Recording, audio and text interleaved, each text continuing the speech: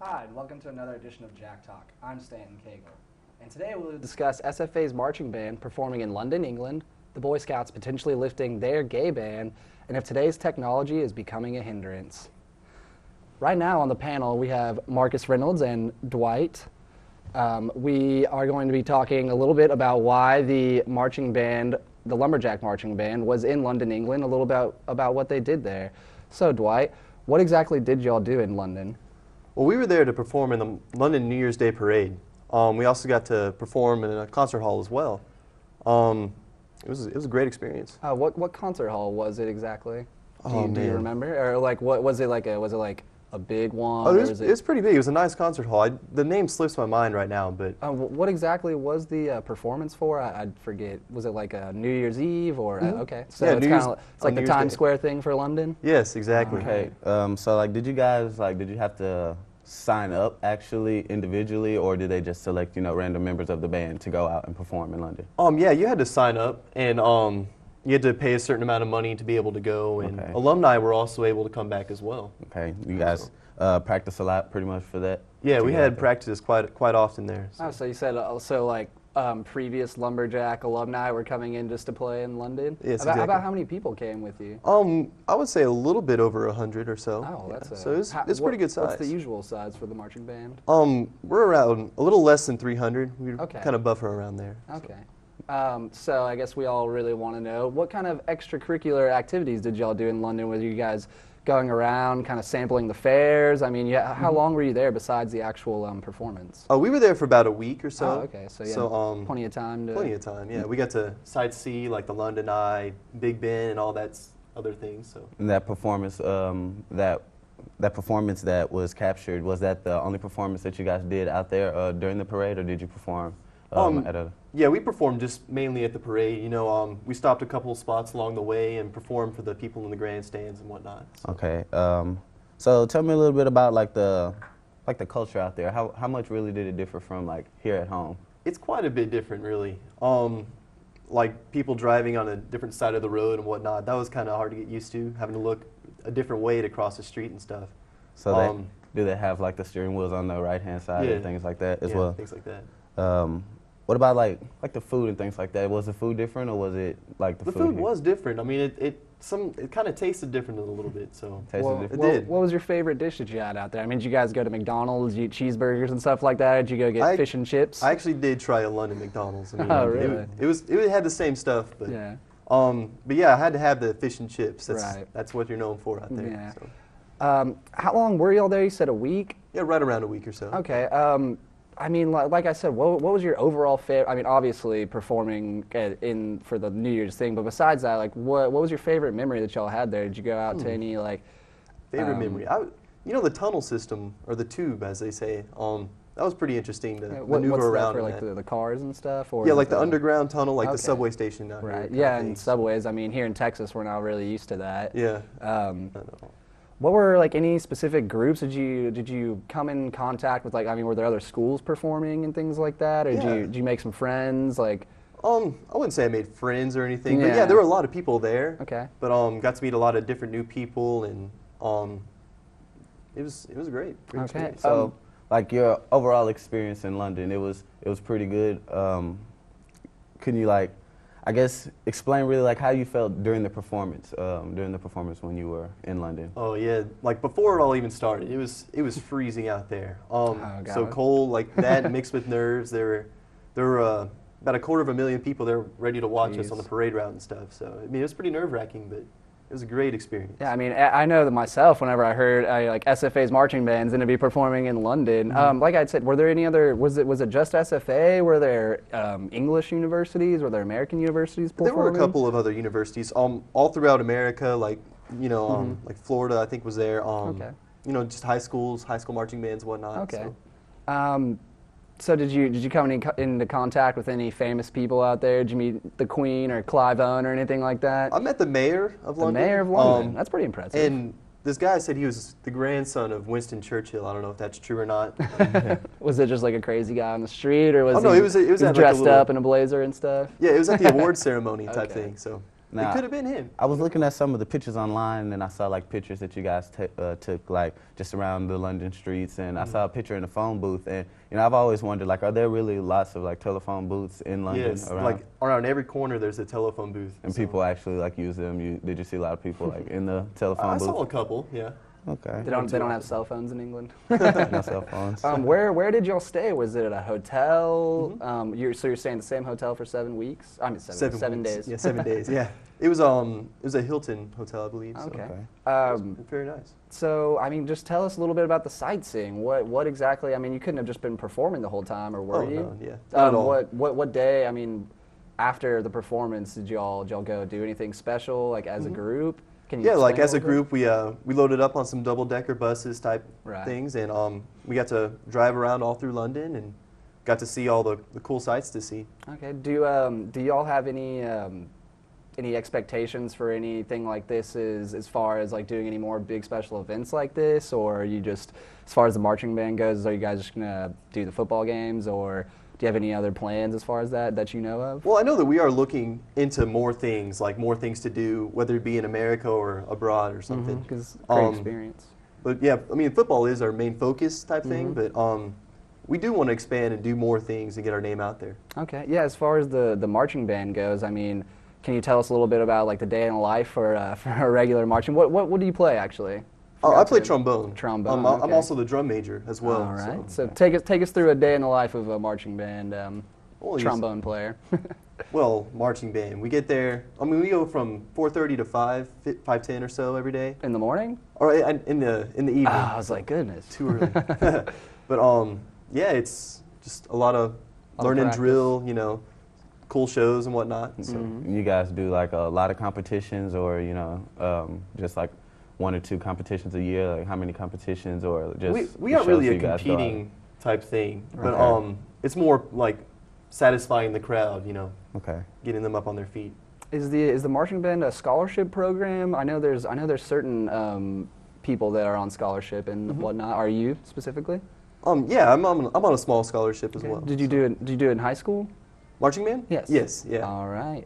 Yeah. What's besides? I mean, obviously this would probably be your favorite experience with the marching band. Oh, Besides yes. that, what else is your favorite experience? I love going to Reliance Stadium. Oh, of That's course. great. Like being able to play where the big guys play and stuff. Yeah. It's a cool experience, and playing against Sam Houston, it's always a fun game to go to. All right. Well, Dwight, we'd like to thank you for coming out here and talking to us today about the marching band and your experience in London.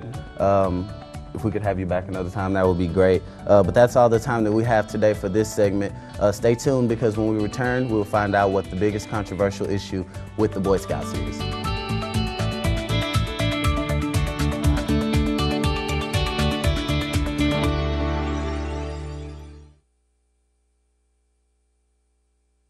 Welcome back to Jack Talk. I am Alexis Paul, and our topic for this segment has been in the national headlines for a few weeks now.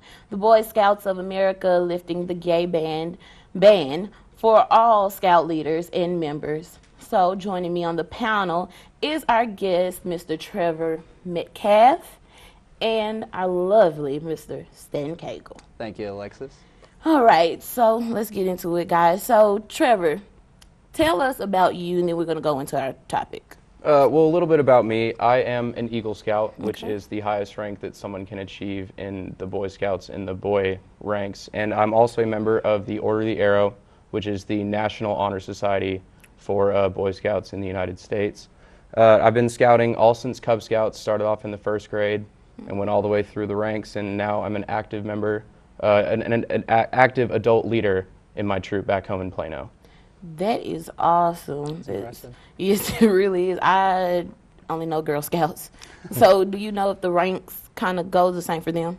A little bit. I don't really know much about the Girl Scouts. I know that they do have ranks, but I do know that the Girl Scouts have a similar system to us. Okay. So, Trevor, what exactly does the Boy Scouts mean to you?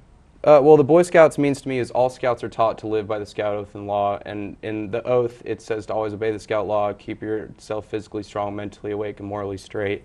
And a lot of people always highlight this as a big part of the Scouts, just because morally straight to me means, obey the laws of your country, obey the laws of your schools, of anywhere that where you're attending, and physically strong, just keeping yourself healthy, things like that. And so Scouts to me, it was more of like a program for living life. Okay. It's more of an experience of like being out in the woods. Like a lot of people think scouting is just camping and stuff like that, but it's a lot more than that. And you said you are active back home. So when you go home, do you take part in some of the rituals or whatever that goes on? I mean, do you go back and help out the younger Cub Scouts and things like that? I do. Mainly what I deal with is mainly our younger Boy Scouts that we Right. have are mainly like our new recruits, things like that, just kind of getting them settled in, making sure that they understand, how things work to get them beginning on their path. Is to it sort of like a Eagle. mentor process, like That, big that's bro, little that's bro kind of role type that I thing? try to take because Right. I used to be the senior patrol leader for Okay. the troop that I'm in, which is the pretty much because it's a boy-led. Right. Boy Scouts is a boy-led organization, and so the senior patrol leader would be like the president Oh, of okay. the organization, and so he makes all of the calls. He is pretty much the highest-ranking boy in Fantastic. the organization. So let's kind of get into our subject a little bit more. For those of you who don't know, the Boy Scouts, they were thinking about lifting their gay ban on the main leaders and their members. And some people have had issues with that. It's kind of like I compared it to the military's don't ask, don't tell policy. And some people having issues with that. I know I read in one article, this lady, she actually made a petition online for people to sign up.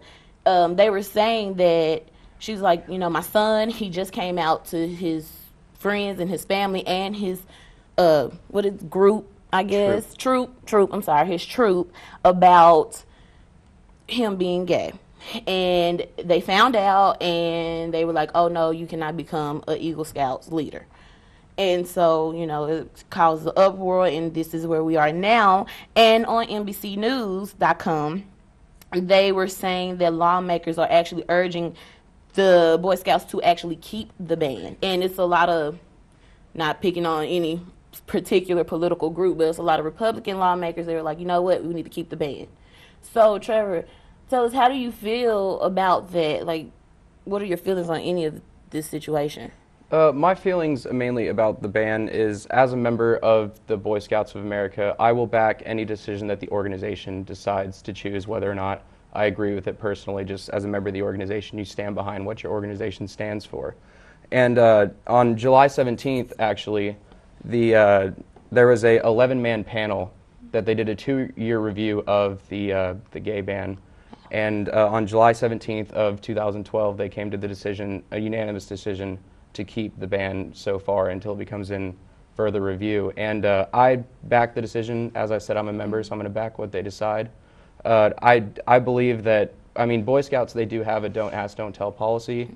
They have said, the actual policy states that while the BSA does not proactively inquire about the sexual orientation of employees, volunteers, or members, we do not grant membership to individuals who are open homosexuals or who engage in behavior that would become a distraction to the mission of the BSA. Scouting believes same-sex attraction should be introduced and discussed outside of the organization with parents, religious leaders, or caregivers. And just because we believe that it's not the right setting to discuss, same-sex stuff like that, mainly because that's just not really what we want to teach. Do you believe, not to be offensive or anything, but do you believe that some people have homophobia within the Boy Scouts? I do believe that, but I do believe that most people, the traditions, the policies that were set when Scouting was founded in 1907 was that we don't allow gay people just due to the fact that it was founded on religious bases. Okay. And so the religious aspect of it is The one of the reasons why that Yeah, ban and is I think that's stayed. why it's such a controversial topic, because the Boy Scouts, really, it's it's a very positive organization. It teaches you a lot of very, very positive things, and I think that's why it's so controversial, is because these people are being denied the right, not necessarily the right, because it is an organization that has their own rules, but they're being denied being able to learn these things. But again, it was founded on religious principles, and you can't bash on, just as you can't bash on someone for being homosexual, you can't bash on a religious organization for having their own Beliefs. beliefs and rules. And it is 2013. I think that things are kind of becoming more progressive, but you know, it's a double-edged sword, and Right. I really think that that's the whole thing here, and I think, you know, don't ask, don't tell, as far as my personal opinion, is probably the best option, because I think it is weird, or not weird, but just unfair, I guess, that just because you're homosexual, you know, I think that Right. you're right, it's very distracting. You shouldn't be, you know, you shouldn't just be going around not necessarily not telling people about it, but it's just it is a very double-edged sword. And Alexis, I mean, what do you personally think about it? Personally, my thing is this: how do you know if someone is gay? The one young man, he came out to his community, and I assume he, you know, like, let me let them know, because he knows the honor and the code and everything. Let me let them know. So for one thing, for people that come out, I've seen this on television shows all around the globe, they have issues on coming out, and when they do, they want to be accepted, and then to know that your Boy Scout family, your troop, doesn't necessarily like accept you, I know that hurts. But also, I don't really think it's fair, you know, because, you know, I want to be in my troop. It doesn't mean I'm going to come on to you or my scout leader or anybody. Right. It just means that I have a personal lifestyle. Now, however, if you are gay and you are in that, then you need to respect that everybody else is not like that. You know, keep that in your lane. But other than that, I don't really think it should be an issue. And now, I guess, like I said, and I know when we talked earlier about this, do they, like you said, it's founded on Christian beliefs, but you said they allow other religions in, correct? Correct. There's actually a couple of troops in my hometown that are Jewish troops, Right. and so there are other religions, and only 60% of scouting are actual religious units, and Based on churches the and other things like 40% are in schools and like recreation areas for like cities and stuff like Right. that. So there are. And other I would areas. assume that once it gets to that point, it's like the same thing as don't ask, don't tell. I would assume it's the same thing as far as that, because, you know, if you're in, say, a certain scout leader where it's like Jewish and whatever, you don't really want to talk about that. Right. But guys, that's all the time we have today. Yes, I'm Thank you for sorry. gracing us with your presence, Trevor. It was a you very very good much for having conversation. me. We had a very good talk. And also, next coming up is technology helping us or hindering us. It's going to be deep, guys. We'll be back.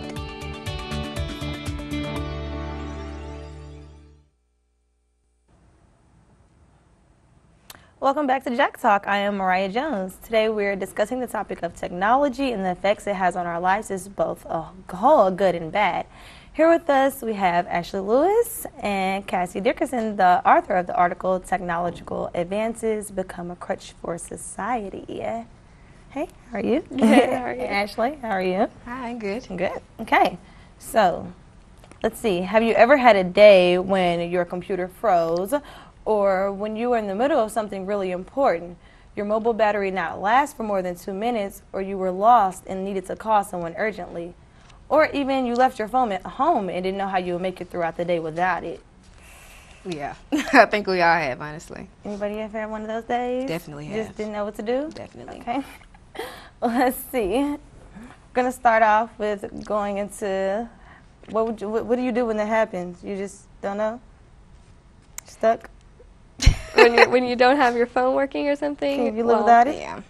Yeah, Well- but it's hard when there's like, if you don't have a house phone or anything. it Yeah, can nobody make it pretty much has difficult. one anymore. Yeah.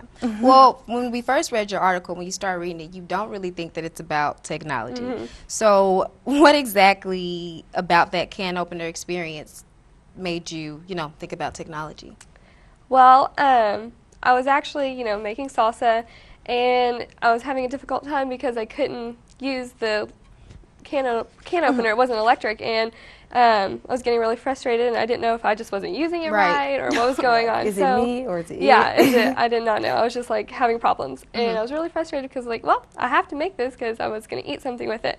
So as I was doing it, it took probably like 20 minutes extra that it would have if I would have had an electric can opener, and then that just made me realize, wow, I really depended on having It's like- an electric can opener that could Yeah. open it for Can't me. have my Yeah. salsa Yeah. That without makes the a lot can of sense. opener. Yeah, Yeah. and so after that, it really just made me think, how our generation, we are really we depend on technology so much, and you know, with our phones doing everything from, you know, reminding us to go make a car payment, or, you know, Alarm clock. I alarm don't wake up clock. without mine. Exactly. Very, very true. So that just really opened my eyes and gave me inspiration to write the article. Yeah, that makes sense. At first, I was worried. I was like, Yeah, we didn't really know where it was is going. it about salsa? I was like, I don't didn't really know like where it was tomatoes. going. Yeah, So. and when I was writing it, I was a little confused. Like, I wrote the whole salsa part, and it's like, okay, now I need to transition it into technology, because that was my whole point. I was like, okay, how do I do this? Yeah. But I think It was very worked visual, though. all right. I seen you struggling in my Yes. head. So, what types of technology did you have in mind when you were writing? Was it just, you know, can opener, or were you thinking